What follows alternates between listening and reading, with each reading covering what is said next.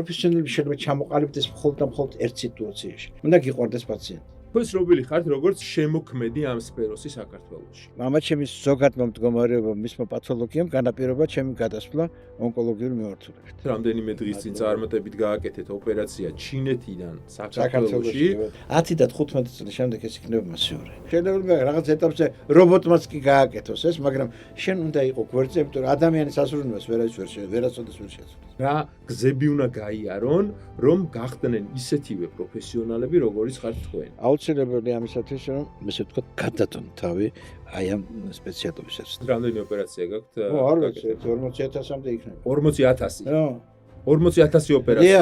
დიახ, 40,000. და 13 საათით გახართ ფეხზე. არ მოეწონა შენი საუბარი, ან არ ახარ მის გვერდით, ის მეორჯერ შენთან აღარ მოვა. სამძიმე დაავადებასთან გვაქვს საქმე. ხო, შეიძლება ადამიანი განწირული ყოფილიყო სასიკვდილო, თუ არ გააკეთებდი ამ ეტაპს. 40,000 ადამიანიდან იყო თუ არა შემთხვევები გარდაცვალების. საქმე რომ შენ გააკეთე ოპერაცია და ავადმყოფი იღუპება. მაგისთან 3 თუ 4 პაციენტი მყავდა, როდესაც თვალებში მეყურებდა და ის გწნობდა ჩემ დამოკიდებულებას. შენ ნერვიულებ. ეს თვითონ გითხრა? თვითონ მეუნებოდა.